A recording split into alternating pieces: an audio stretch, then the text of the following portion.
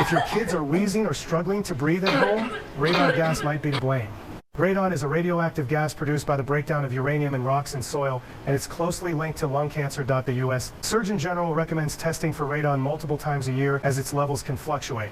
Indoor radon levels should not exceed 4.0 psi/, 150 BQ per cubic meter, which is equivalent to smoking 8 cigarettes a day. I recommend the ECTest radon detector, priced at just over $100, which delivers results in just 15 minutes. If radon levels are too high, open windows to ventilate or install a radon mitigation system to keep your home safe.